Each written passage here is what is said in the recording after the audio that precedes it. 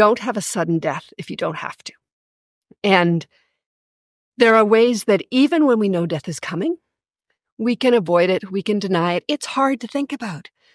It's hard to bring that to awareness. Those are hard feelings to feel. So one of the first things to do is to get prepared, to start to think about what's happening, to start to build a picture for yourself, for your family, for your kids, for the other pets in your life, to prepare for what's coming. And sometimes people think that starting to think about death or starting to talk about death is a kind of giving up. It's acknowledging and giving up on the pet or giving up on their life. And that's not true.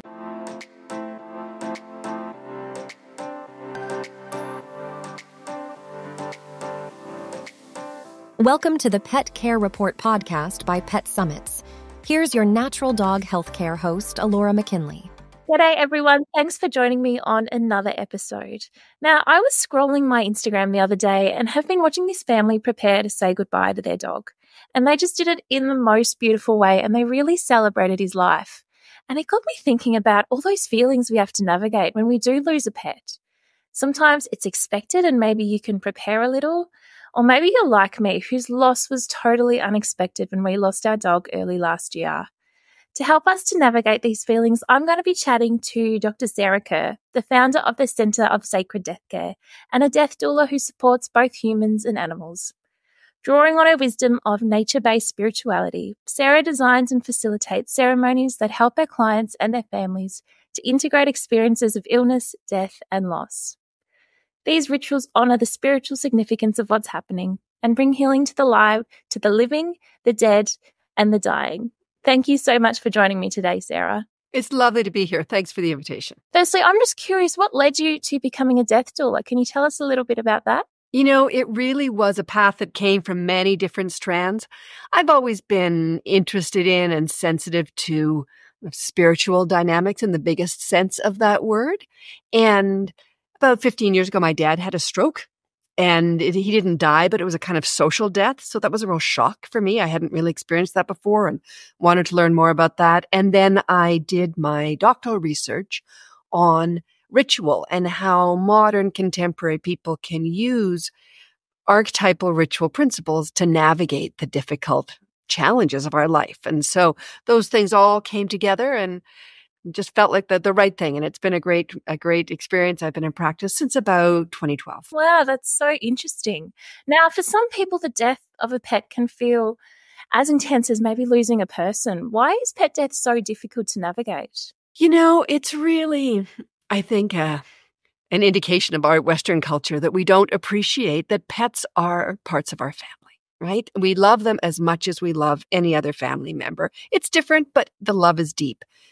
So that's not always validated by people who don't have pets. You know, for some people, the pet is their family, right? That's their primary relationship. Or for kids, pets are so important. So it's difficult because it hurts an enormous amount, but we're not given that validation on the outside. And we're just expected to go on with our lives when in fact, what our souls need is to be honored and to have that reality reflected.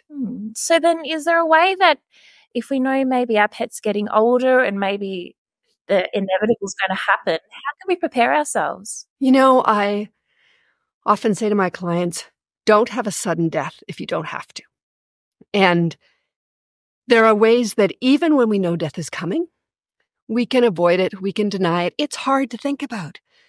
It's hard to bring that to awareness. Those are hard feelings to feel. So one of the first things to do is to get prepared, to start to think about what's happening, to start to build a picture for yourself, for your family, for your kids, for the other pets in your life, to prepare for what's coming.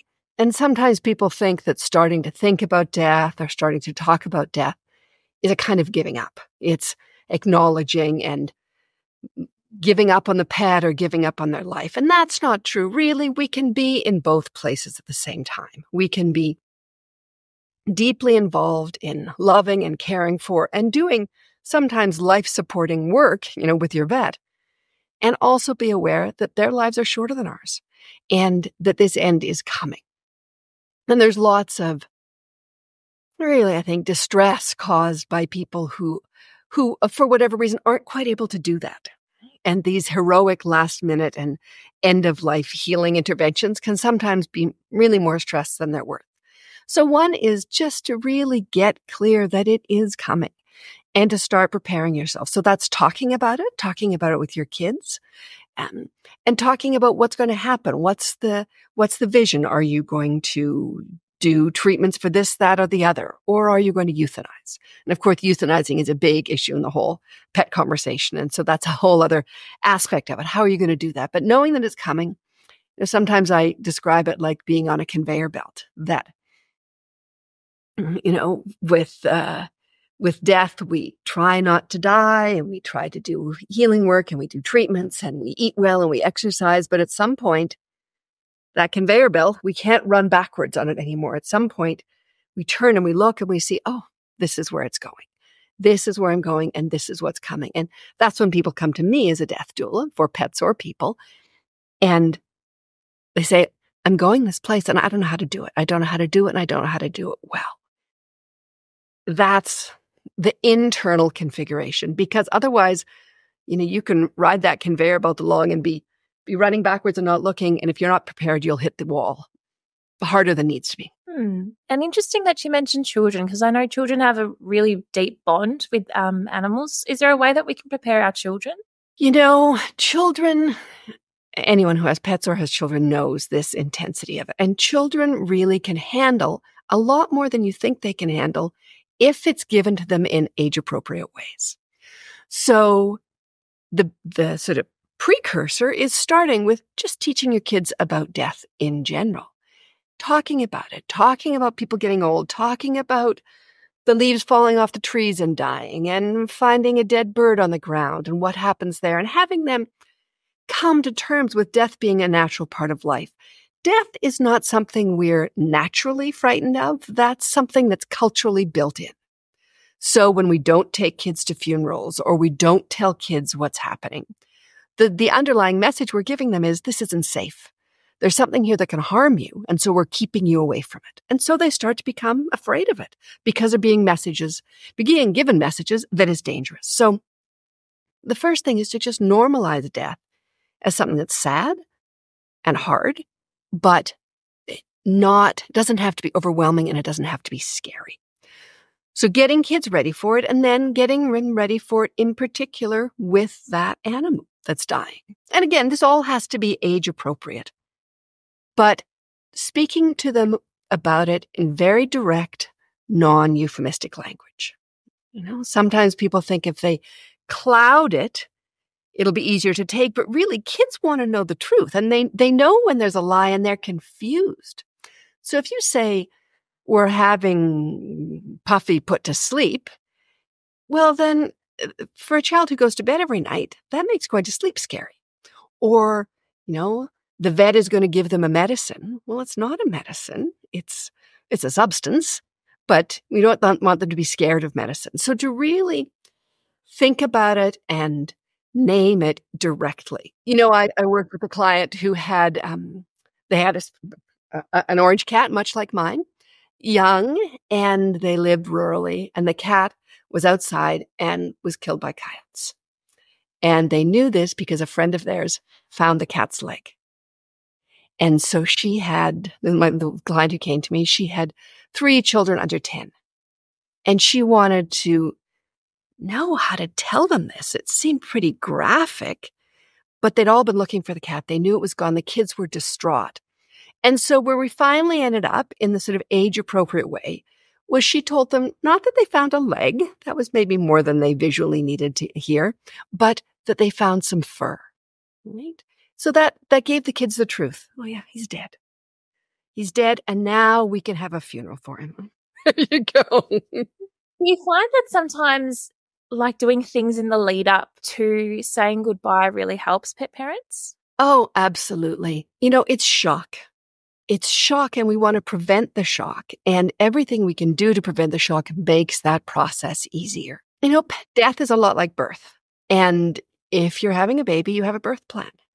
if you're dying, or if someone you love, or if your pet is dying, having a plan for what that will be makes it a lot easier, because in the moment, you're so overwhelmed emotionally, it's hard to know what to do or how to do it. So yes, having a death plan and thinking about not only up to the last breath, and we can talk about euthanizing in that process, but also what happens afterwards, because there's an incredible intensity leading up to the moment of death. And that's where people's attention all goes. But suddenly, afterwards, there's also a moment of shock. And what happens there and in those periods after the death can also make a big difference to how you integrate your grief. Now, just on the topic of euthanizing an animal, sometimes it is the kindest and maybe most humane way, but it's still an awful decision to make. Is there something that we can do in the process that's leading up to that? It is. It's a really difficult decision to make, but the important thing to remember is that you're doing it because you're trying to prevent the suffering for the animal. And in a way, one of the ways to think about it is it's so hard to make that decision and to actually be there and to actually be present when the vet gives the injection, or to know that it's happening, and how much emotional suffering that causes. But sometimes it helps people to think about the fact that they're suffering so that the animal doesn't. It makes us in pain. We hurt by doing this, but we're saving our pet from it. And so the decision to euthanize is a difficult one, and knowing that there's no absolute specific right answer. There's a range of answers. There's a range of right times. There's a time when it's really too early and when it's really too late. And you don't want to be in either of those ends. But if you're somewhere in the middle, that's good. That's good enough. Euthanizing is really asking us to play God. Yeah, it's a hard one to be in. And after those moments, I know when I lost my dog, I just felt so lost, and the house felt so empty, and my dogs were grieving, my husband was grieving, I was grieving. What can we do? Honor the grief and honor how significant it is, and resist the input from other people that, it was just a pet, or the way to just brush it off, and really honor what's true for you and how big it is. And I really recommend that, often that people have a ceremony for the euthanizing, and I facilitate those ceremonies with families, but also that you have a kind of funeral or goodbye ritual or something that honors who this pet was in your life. Tell stories, make a toast, do something they would love, go somewhere they would love, and have a ritual of goodbye, because we're bonded to those pets like we're bonded to our family, and they deserve that. And that ritual does something for us. If you've gone to a funeral for someone you love, it's kind of a blur, but a funeral is a kind of page turner. So whatever you name the ceremony, having a ceremony like that for a pet can be really important. And then for family and friends that are maybe watching a loved one go through this, is there anything that they can do to help support the person? Some of the skills for supporting grief, of course, crossover, doesn't matter what the person is grieving, but really the most important is to listen and not to try and fix. When someone's grieving, they're trying to make sense in themselves of this new change in their life. Something is completely shifted, and there's a kind of processing. Sometimes we call it a digesting or a metabolizing, and we can't do that for someone. So it's not of any service to try and cheer them up because they're sad, right? Let them be what they are. And it's not really of any service to try and fix it for them. Just being really present and listening. Oh, wow, that sounds really hard. Tell me more about it. How did that feel for you? And what part was that like? And what did you think about that? And what did that mean to you? You don't have to do very much. What you have to be is present and able to be with the pain. If you haven't done your own work around grief, if you're not able to be with grief in your own life, it's hard to be there for someone else. Now, we've spoken about aging pets and we've spoken about euthanizing pets. What about if a pet dies suddenly? How can people navigate that sudden death? I've had pets die suddenly, and I know how awful that is. It is such a shock. Your system just does a 180 and you don't know what to do. And so, again, back to this metabolizing and digesting. We need time.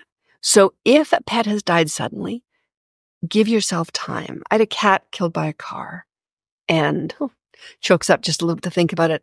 And a neighbor found them and took the cat to the vet, and he was still alive when I got there. I got there maybe 15 minutes later, 10 or 15 minutes. I lived very close. The vet was close. The neighbor was there right away, and the cat was still alive. And then I had the vet euthanize him. And I was able to spend time with his body, a long time. I bet I spent 2 hours. And the vets were lovely. They gave me a room to be in, and I just held him. I held him and I cried, patted him, and I cleaned him up a little bit. And then when I kind of got to the point that I was ready for the next step, I had a towel that the people had brought him in, and then I wrapped him in the towel.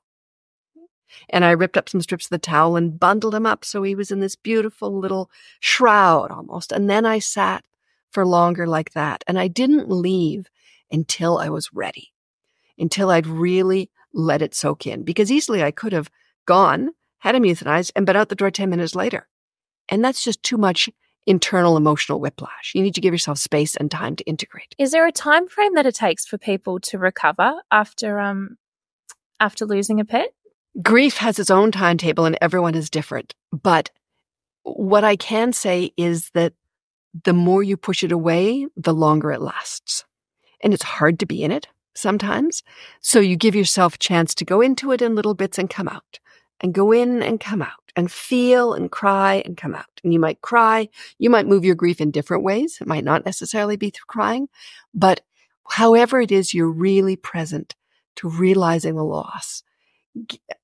You know, what are you going to do with their bed? What happens when they're not there when you feed them in the morning? And all that really allow yourself to feel all that with support, with grief counseling, with other kinds of support. And if you can allow yourself to feel it without being overwhelmed or without shutting it down, that's what moves it through the most directly. It's blocking it that actually slows it down. Interesting. I know when we lost my dog, I just thought, is it ever going to get easier? Because every day just seemed to roll into another, and the pain, it hurts. It does hurt. But did it get easier? Yes. In time? It did. Yeah, it does. And getting easier does not mean we don't love them. Yeah. Now, sometimes people sort of connect their grief to their love. And they think as long as I'm miserable and sad, it means that I love them. And if I'm feeling better, that takes away my love. That's not the case. We can love them and feel happy too. Yeah. So then if you had one tip for pet owners to take away from this episode, what would that be? It would be to be really open and curious about death and what death is for your pets, for yourself, for your family members. Start to prepare because it's going to come to all of us. It's absolutely going to come, and I'm sure has for almost everyone on this call, I can say. Do the work. Think about it. Run through your mind, what will I do? What will it be? And start to recognize how you let go of other things in your life. When you end a job, or you leave a relationship, or you move out of a house, or move away from where you live. Those are little deaths, right? And how do you process those little deaths in your life? You get a skill for it. You kind of build a muscle, and then you can take that to the other kinds of deaths in your life and talk about it. Talk about it with your kids. And, we touched on this a little bit, but keep the other pets involved in it, right? Let them see the animal's body. Let them be part of it. Tell them in whatever way you communicate with them what's happening, because they can be confused too if an animal just disappears from the family. Yeah, they're really good tips. And just lastly, do you have any experiences that come to mind where you've been able to really help a client navigate this grief process? Well, I've done quite a few euthanizing ceremonies. Those are in person, and then I also work with people online and walk them through how to do this themselves to help people get really conscious and clear about what they want it to look like. Because euthanizing can feel like sort of a terrible thing that's happening when in fact it's a choice we're making. So if we can get more clear that I'm making this hard choice for a reason. So I do a lot of work with people, just walking them through that. They're feeling guilty. They're feeling stressed. They're feeling confused. They're feeling overwhelmed. And they need a little bit of perspective to find their way through and get clear about where they're going and what they're doing and what that means about how to talk to their kids. And if it's local, then I also do euthanizing ceremonies, but also talk people through how to do that themselves. That's amazing. And so where can our listeners find more about you, Sarah? I am at the Center for Sacred Death Care. That's the website, and Sacred Death Care is the handle on all the socials, TikTok, YouTube, Instagram, Facebook. I also have a downloadable course that people might be interested on deciding to euthanize a pet. And it's a free 50-minute course. You can find it on my website, and it walks through some of the decisions around this. So all of those are resources and ways people can connect with me. What a great resource. We'll put some links down in the show notes so our listeners can find it nice and easy. Well, thank you so much, Dr. Sarah. That's been really insightful. I really appreciate everything you've brought to this episode. Thanks so much. It's been a pleasure. And for our listeners, don't forget to follow, subscribe, and leave a review if you liked this episode, and to make sure you don't miss any future episodes. We'll see you next time.